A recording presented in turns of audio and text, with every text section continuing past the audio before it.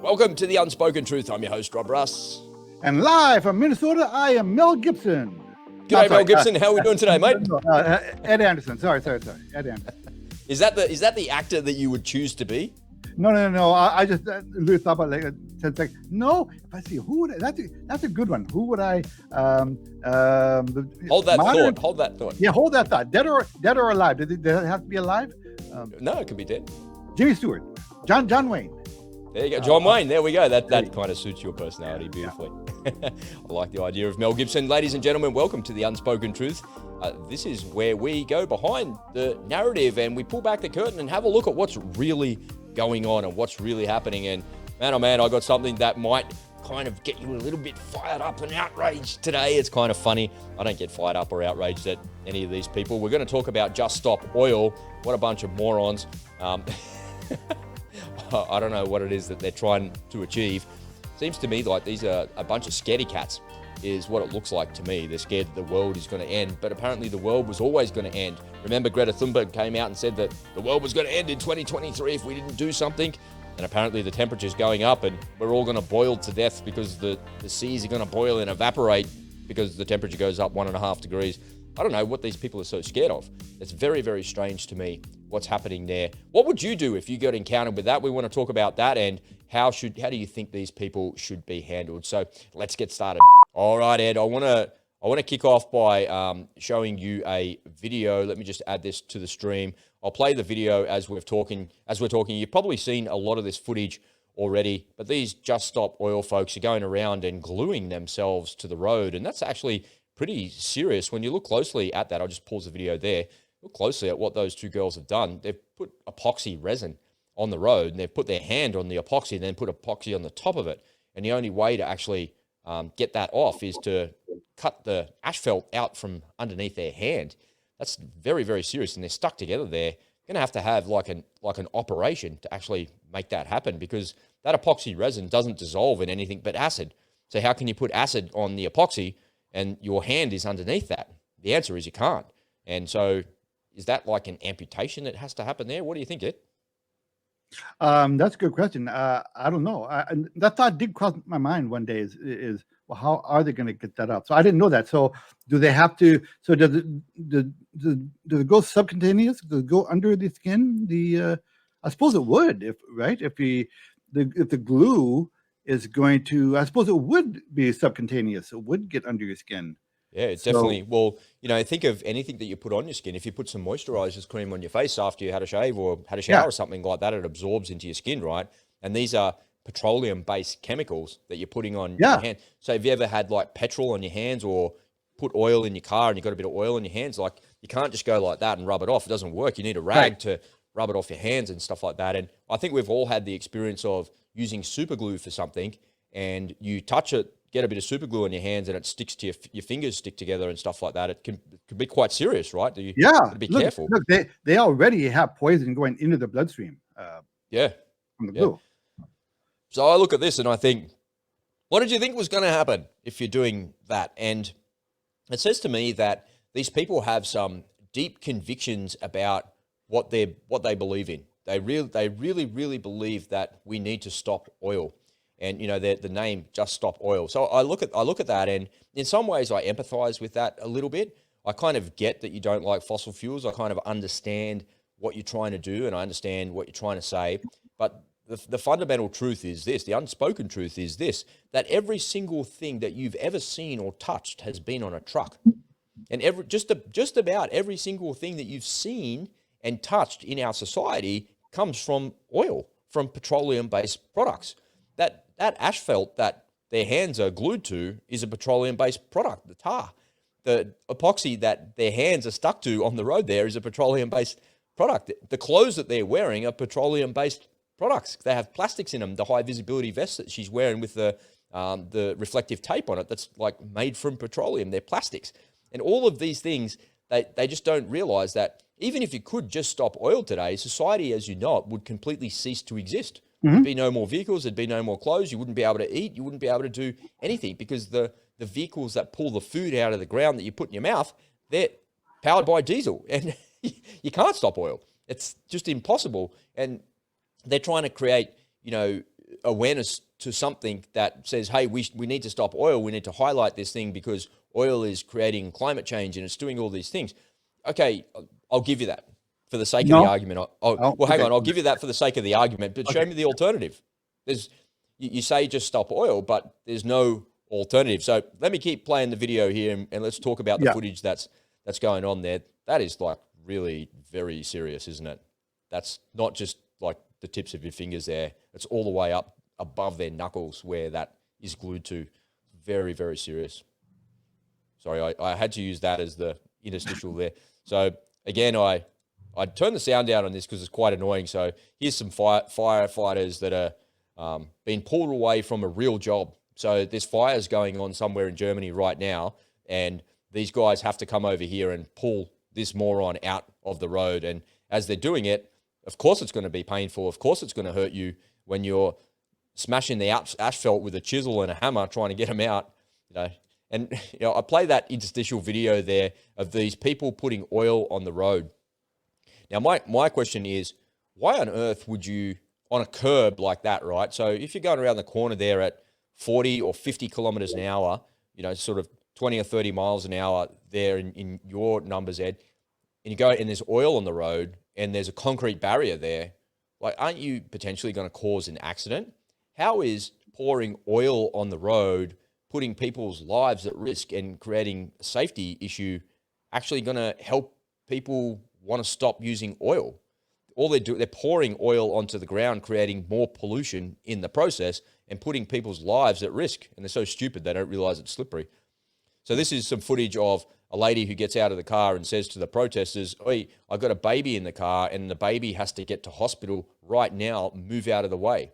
And these people are just standing there like it doesn't matter, like they're making no excuse. What do you think when you see that, Ed? If she had a baby, if I had a baby in my car who was in medical distress, fuck them. They're dead. You just mow them down? Mow them down. The thing is, not a priority.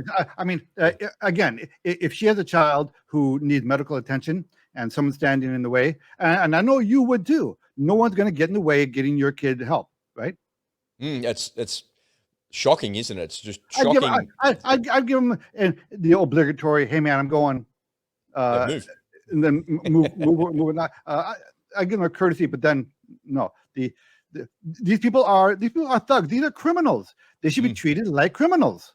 They have they don't know the story behind all those people's lives that they're interrupting. So how about the right to free speech and the right to protest? Peacefully protest. That's not peaceful. When you are impeding people's right of passage, that's not peaceful. Crazy, right? Again, if that woman has a child who needs to get to the hospital, you're doing violence on that child.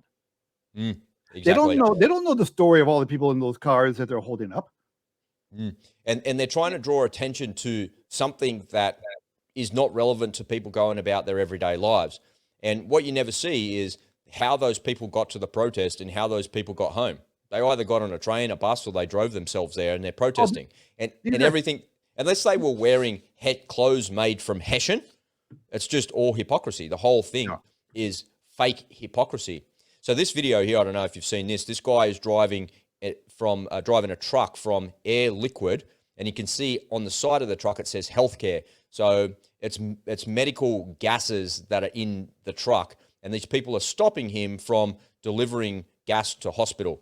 So he's like, "Get out of the way. I've got a job to do. Move. I'm going to tell you once, get out of the way." Slipped off that guy. This guy will do. Move out of the way. I mean, when I look at that, I think, don't you realize how serious it is that you're stopping a guy from getting medical gases to hospitals? And they don't care. What if their mother was in hospital? What if their child was in hospital? What if that was happening? And he just moves. That's what I'd do. Move. Just keep going.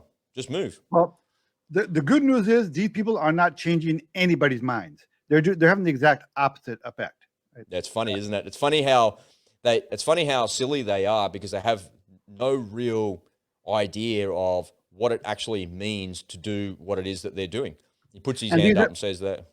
And these are all young, well-to-do white people. So my question there, Ed, before we move on from that, is Why do you think they're so scared of oil, man? Oh, because they've been indoctrinated. We've had it's between the school system and really bad parenting. They've been indoctrinated. These are all young people for the most part, and the older ones are just people who never grew up. They have no sense of logic. They can't make an argument. So, some people are more easily they're ruled by emotions, right? That's why these crowds are largely made up of women. Boy, here comes the hate mail. Largely made up of women, because women are make their decisions on an emotional level much more than men. And the men who are there are just guys who want to date the girls. I'll give you all of that, man. That's 100% correct. Oh, you know what I don't understand? If I try and be rational about this and I look at their arguments, there's probably not a country in the world that's done more in their government to actually try and reduce greenhouse gases and try and to make their economy and their energy system more green than the UK. They're doing an incredible amount to try and do that with wind and solar and nuclear. Right. They're building nuclear power plants and all sorts of things. Right. To the detriment of the people. But they're doing it anyway. Yeah, that's it. These people are never satisfied. They'll never be happy. Given into them on any point is like giving into a terrorist or a 2-year-old child. They're always going to want more. They're never going to be grateful for what you did for them. They're always going to want more. They're spoiled brats, and they don't have anything really to live. They don't have any. These are not productive members of society. I dare you to find me a productive member of society in that crowd. Come on, what do you do for a living normally when you're not doing this? Oh, what do you do? Oh, I'm a lesbian dance theory professor. I've only got one question. If I encounter a Just Stop Oil protester, I'd only ask them really one thing: how would you just stop oil? How? It's impossible. You can't. You want to eat food. You want to power. You want electricity. You want to be able to get in a car, and you want the convenience of modern life, but you want to stop oil, but everything that you're wearing has come off a truck. So if you really embodied what it is that you're talking about, you'd be wearing a Hessian bag that you made yourself, and you'd be wearing straw thongs that you made yourself. But because you're so stupid, you don't know how to do any of that, and you don't realize you would not be brushing your teeth. You would not be taking a shower. You'd be not washing your hair. You wouldn't be going to the dentist. You wouldn't be going to the doctor. No, you can kiss all of that goodbye, because our entire economy is predicated on fossil fuels, for heaven's sake. So how would you stop it? You can't ride a bike anywhere. You can't take a car or a bus or any kind of motorized transportation anywhere. You have to walk. So you wherever you have to walk everywhere. So you can't even ride a bike here, because the bike is made of components that come from oil. That's right. That's right. That's right. That's how dumb these people are, man. They can't even take the subway, because the tokens right on the tokens. It takes because you've got to use your plastic card to tap on the machine to open the gate to get in, but you can't have a plastic card because plastic's made from oil, so you got to put it away. That's right. It's know what it is, Ed? It's a good example of people on the left being much louder than people on the right. Yeah, they certainly know how to get attention, and that aspect of it works. One thing that I kind of scratch my head and wonder about is, here in Australia we have these self-inflicted wounds of trying to transition to green energy. But even if we transitioned our entire economy, let's say the government are competent and they can do everything right and it works in accordance with what they want and it does what they say it could do. So we transition to a green energy economy and it works. Wind and solar works, and some other system that they have works. Work with me here. Even if we did that, we produce less than 0.5% of the world's greenhouse gases. It wouldn't matter. So even if the United States and Australia did it together and the UK did it together, we'd reduce greenhouse gases by about 5%. Which would have zero impact on the climate, apparently, or society. Apparently, all it does is destroy society. But we have India and China. So China, I was looking at a statistic yesterday, China is building more coal-fired plants this year than Australia produces in all energy. So the total amount of energy we produce, whatever that number was, I can't remember it, but the amount of energy that the coal-fired power plants that the Chinese are building is greater than all of Australia's output. And I'm like, why are we doing this? It just doesn't make any sense. But the Chinese economy needs to come out of poverty. They're not poor people, but there are a lot of poor people. They are, in some respects, outside the cities, a very third world place.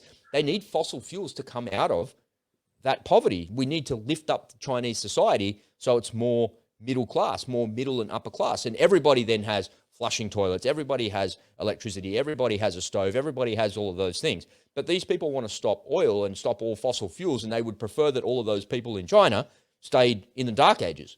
And so I asked the question to people that just stop oil, why are you protesting there in the UK? Because those people in government are doing everything that you could possibly ask while not destroying the society at the same time. Why don't you get on a plane? Oh, you can't get on a plane. Why don't you row your boat or get on your sailing boat and go down to Beijing and protest there?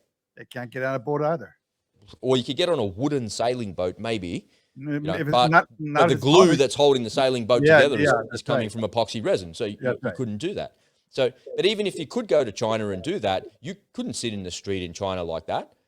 You'd in about 3 seconds, you'd be towed off to the gulag. Like, it's ridiculous. All right. Yeah. Well, China, of course, China was given an exemption from the Paris Accords, and so was India.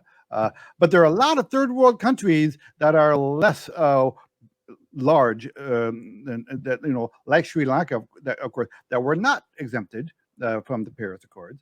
So not all third world countries are treated equally, right? So it is kind of a popularity, a winners and losers kind of thing. Well, you're in the club and you're not in the club. It's and just kind of emphasize the point that this whole thing is a scam. Just anybody. To what end? Hey, it seems so strange. Like, why would you create such a weird scam? All it is to divide society. That's what I think it is.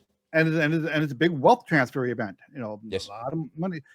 And I challenge any of you out there who believe that the climate change agenda is legitimate. If you think, do a Google search for discarded solar panels and discarded turbine blades. Turbine blades. Look for discarded turbine blades. You can see fields of these old, massive. These things are huge, massive turbine blades, and those things do not biodegrade. They're there forever, and I mean, wind power. What a scam!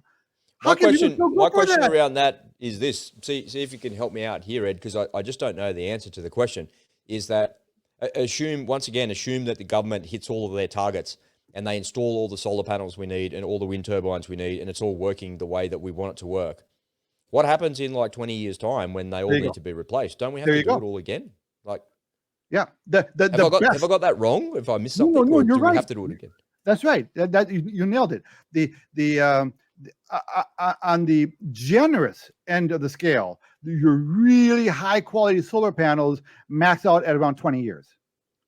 But then what happens after 20 years? We've got to pull them all out and do it all again. After 20 years, you're going to have to get a new solar panel. Now, of course, you can't just take those old solar panels and dump them in the landfill, because they're full of toxic freaking material.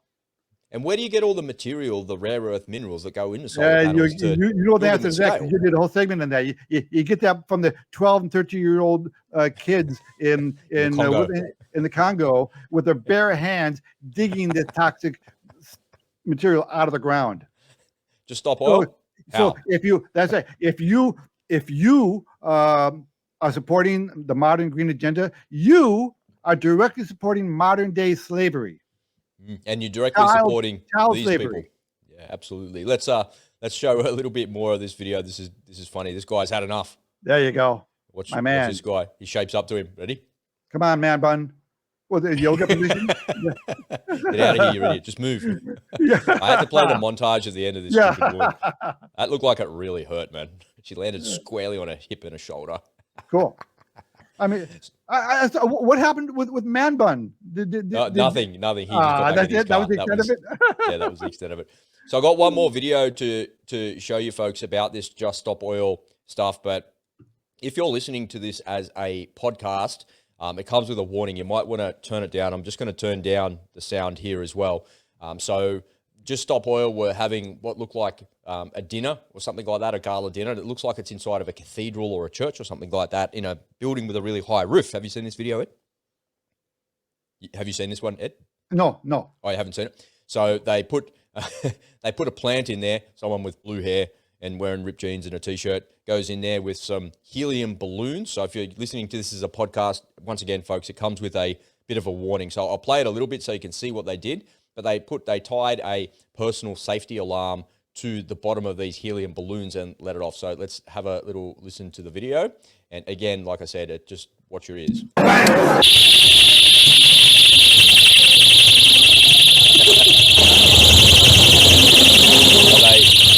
They tied it to the helium balloon, see it there, and then they put it inside of the John Stop oil process to disturb them. People don't know. You can't turn it off, right? You can't get up there.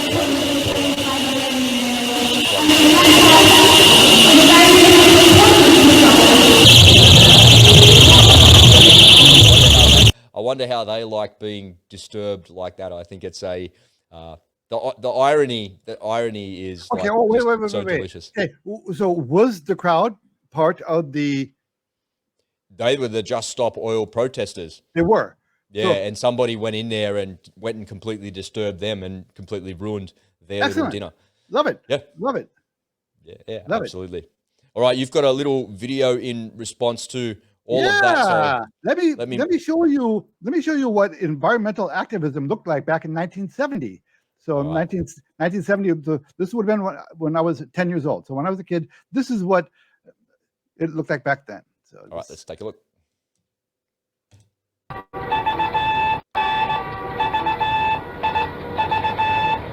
ABC News presents Earth Day, an SOS for survival. Here in New York is Frank Reynolds. Good evening. On this Earth Day, millions of Americans in the communities which dot this map have taken the first step to survival. But if this day of teach-ins, mock funerals, rallies, marches, speeches, and songs does not convince enough of us that the threat to our life on Earth is clear and present, then we may have cast a vote for death. Now that's how you protest. That's what real women look like back in the day, huh? Right. Not with blue hair and like 50 kilos overweight, screaming and shouting at everybody. Yeah. So that was a rough time. See, 70s, man, we were radicals. We were. See the sign said, "I breathe better with no clothes on." Yeah. I love it. I love it. A little bit of fun. This goes to show you this is not new. Everything that's old is new again. You know, there's nothing new here. This environmental stuff, it's always been around. But what I would tell you that now I cut that down a lot, of course, because part of the I had a lot of clips showing like St. Louis and Chicago and New York City and LA under severe smog. I mean, the pollution was really bad.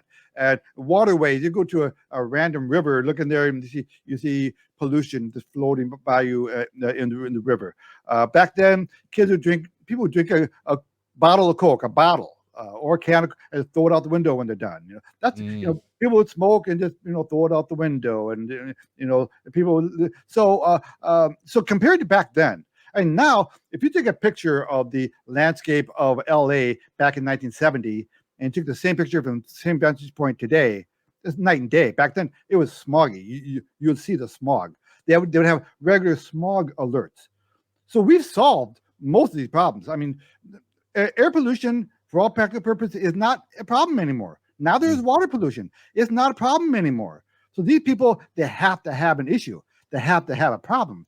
So they lash on to this random, climate change. Started global warming. That didn't work very well. So they went to climate change, and now it looks like it's catching on. Now, after generations of indoctrination and mind melding, now it's starting to catch hold. People are not, now you get children right now who believe all this stuff.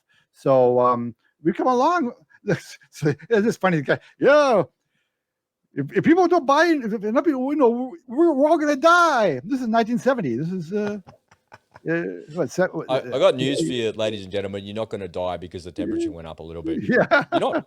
You're just not. And even if the oceans rose a meter, you're not going to die. You'll be okay. You'll just move inland a little bit to higher ground. It will be okay. And that's that's the ridiculous nature of it. Like if you take what they say to the nth, and you look back in historical times on charts, and you listen to what real people know what they're talking about when it comes to climate science, and they look back historically at it, even when the Earth was another 2 or 3 degrees hotter than what it is today, are the oceans any higher than what they are? Well, maybe a little bit. Yeah, okay, cool. So what? We'll just move inland. You're not going to die because of this, but No. you want us to have these massive self-inflicted wounds and destroy our economy in the process to stop something from happening that's really not going to make much difference in your life. Sure, it might be a bit inconvenient, and if it does happen to be true and it does happen to pass, like the worst thing that's going to happen is you're going to move that way. So what? Like, it's just ridiculous to say that we're all going to die because the temperature is going to go up 1.5 degrees. It's just not true. Simply not true. Well, the big time politicians, they definitely do not believe in climate change while they're preaching it. And as evidence of that, you have all these politicians buying beachfront property in exactly Martha's Vineyard. And yeah, put that aside for a second, put the politicians aside for a second. Think of the insurance companies. No insurance company would insure any of those properties if they knew that that was going to be a risk of something like that happening. So that just is absolute 1,000,000% validation that it's not real, and the oceans are not rising. And you can't point to a place. Now, there'll be all these dickheads that say, oh, look at all these places in the Southwest Pacific where that's happening. Yeah, but what they don't tell you when they say, look, the ocean is rising here, but they don't show you the other side of the story where the coral cays are getting bigger over there. So which one is it? You can't have yin without yang. That's what nature is. But when the real story comes out and the real truth, unspoken truth comes out, these people that are creating all of this hype don't realize how stupid they look. They're just on the wrong side of history. Oh, yeah. The solution to it, in my view, is just to wait. Over a long period of time, we will ultimately invent better technology than oil. We'll invent better technology than fossil fuels. We'll move to clean hydrogen. We'll use nuclear. There's a whole range of technology that's on the horizon. Pretty soon, we won't use lithium batteries, and you won't need to dig cobalt out of the ground. And in which case, if we can figure out how to use salt in batteries to actually make that work, we have an unlimited supply of salt on planet Earth from the ocean. And and that technology is close to fruition. In which case, electric cars might be the solution to everything. It's just the batteries that go in will be quite different. But maybe people are working on. So my point is, Ed, that people are working on the technology, right? And they're looking for alternative power sources. You know what? Let the free market figure it out. Exactly right. Right. But don't pick winners and losers. The government is terrible at picking winners and losers. Let the private market figure it out. And none of this, now look, if our president, what I'd do is I would offer, a $1 billion prize. I'll just call my buddy at the Federal Reserve. Hey man, can you print me up $1 billion? I'd offer a $1 billion prize to the first company that can provide, who can cure for cancer. You pick it. You pick the topic. You put up a topic, and then we'll give like $10 million to a few of you for seed money and your research or whatever. But let you guys figure it out. Figure out the best. The first one to find the solution to this problem wins. You get $1 billion. You know where you get the money from? That would be easy. You just stop giving the subsidies to all the green energy. Yeah. Because if it was real, if I could really get solar panels on my roof for an equitable amount of money, I wouldn't need a subsidy from the government to actually get it done. Yep. So if you remove subsidies on green energy, then all of a sudden the free market will figure that out. If we need a green economy to be better in the future and to be the world's leading nation as the green economy, and that's what every country seems to think about itself, we'll stop subsidizing everything and let the free market figure out. Because then what companies are going to come in and build the wind turbine? Well, probably none, because they need to build a $300 million road and bridges to get the turbine blades there with special trucks to actually put a 250-meter tower up in the sky. But no one's going to build that road. No one's going to build that bridge for the one project where all of these things are going in, because by the time you get your $500 million investment back, 20 years has elapsed and the towers need to be replaced. Have you It just doesn't make sense. Have you seen the images, the video clips of these electric vehicles, cars in China? Like fields and fields and fields. It's shocking, isn't it? Right. Yeah. And they purposely built them and they registered them so that they would get credit that they made a new EV. and they're Yeah, sitting it's there very strange, isn't it? riding away. And every one of those cars has a toxic battery there leaching into the ground. Yeah. It's so It's a catastrophe, man. It's an environment that's a real environmental catastrophe, you know. And if you want to just stop oil, maybe you should focus your attention on just stop pollution. That would be a better cause that more people could get behind, and more people could say, yeah, that's terrible. And you can the left in their screaming and shouting can point to things like that and go, did you know that they did that? And everyone would go, yeah. And public opinion, the weight of public opinion would stop that from happening. They've just they kind of got the idea right, but they got their cause all wrong, because you can't stop oil. It's impossible. Just stop oil. How, dickhead? Well, I've got a slightly controversial solution that I think would absolutely work. Just keep driving, don't stop. I would outlaw EVs, and you can only make gas-powered cars, and with no computer chipped in them, just regular old mechanics. And yes, I put a target on it, but it doesn't have to have like a 30 mile per hour limit on it. But you guys figure out. Yeah, I want the horsepower. I want V8 type horsepower, and just burn that gas, because as you burn that gas, it creates CO2, which plants love. Plants love CO2, and you're going to see a more greening effect around the world. And there have been studies, right, Rob? You talked about this in some of your presentations, that it's conclusive proof that in some areas high CO2 leads to more foliage. I think the statistic from memory is since 1980, the world has got 15% more greenery on it. And that's like a NASA study. And that's the result of all the greenhouse gases and the exhaust that we pump out. But stop oil, man. All the trees will go away, and just burn that oil. Be like a desert. Burn, baby, burn that oil.